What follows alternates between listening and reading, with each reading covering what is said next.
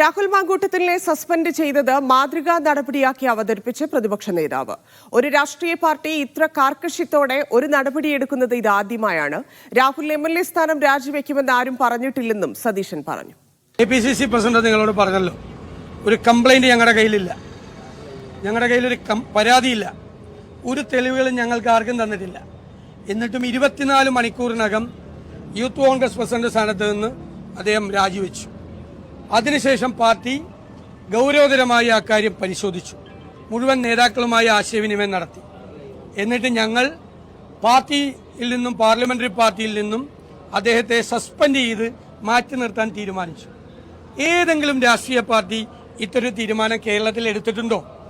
Rape ഞങ്ങളെ ആക്രമിക്കുന്നവർ, ഞങ്ങളെ കളിയാക്കുന്നവർ, ഇപ്പൊ മന്ത്രി MP രാജേഷിന്റെ സ്റ്റേറ്റ്മെന്റ് ഞാൻ കണ്ടു, ഇത് ഭയങ്കര കോംപ്രമൈസ് ആയി പോയെന്ന്. ഒരു റേപ്പ് കേസിലെ പ്രതി കൈപൊക്കിയിട്ടാണ് അദ്ദേഹം മന്ത്രിയായിട്ട് അവിടെ ഇരിക്കുന്നത് നിയമസഭയിൽ. സ്വയം ഒരു ഉളുപ്പ് വേണ്ടേ? ഒരു റേപ്പ് കേസിലെ പ്രതി MLA ആയിട്ടിരിക്കുകയാണ് CPM-ൽ. ഞാൻ പേരൊന്നും പറയില്ല ആരുടെ. ഞങ്ങളതാണ് ചെയ്തത്. ഞങ്ങൾക്ക് വേണമെങ്കിൽ പറയാം, CPM ഒരു നടപടി എടുത്തില്ല. BJP പോക്സോ കേസിലെ പ്രതി ഹൈക്കമ്മിറ്റിയിലാണ്, ഏറ്റവും കൂടുതൽ. ഞങ്ങൾക്ക് അതൊക്കെ ചൂണ്ടിക്കാണിക്കാം. ആരും ഒരു നടപടി എടുത്തിട്ടില്ല. ഇഷ്ടംപോലെ പേരുടെ പേര് ഞങ്ങൾക്ക് CPM-ൽ നിന്ന് തന്നെ പറയാലോ. ഞങ്ങൾ അവരാരെങ്കിലും പേര് പറഞ്ഞു, അവർക്കെതിരെ ഒന്നും ഒരു നടപടി എടുത്തിട്ടില്ല, ഒരു നടപടി. അതെല്ലാം പറഞ്ഞ് ഞങ്ങൾക്കും ഉഴപ്പായിരുന്നല്ലോ. ഞങ്ങൾ ആദ്യം തന്നെ അദ്ദേഹത്തെ സ്ഥാനത്തുനിന്ന് മാറ്റി, പിന്നെ അദ്ദേഹത്തെ സസ്പെൻഡ് ചെയ്ത് അതിൽ നിന്ന് ഞങ്ങൾ മാറ്റി നിർത്തി. അതെന്തുകൊണ്ടാണ്? സ്ത്രീകളോടുള്ള ഞങ്ങളുടെ പ്രസ്ഥാനത്തിന്റെ ബഹുമാനവും ആദരവുമാണ്.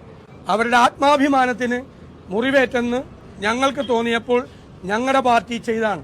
ഞാനൊരു 3 ദിവസം മുമ്പ് നിങ്ങളോട് പറഞ്ഞു, വേറെ ഒരു പാർട്ടിയിലും പോലെ അല്ല കോൺഗ്രസ് എന്ന് ഞങ്ങൾ ഈ കാര്യത്തിൽ തെളിയിക്കും, നിങ്ങളെ കൊണ്ട് പറയിക്കും എന്ന് ഞാൻ പറഞ്ഞു.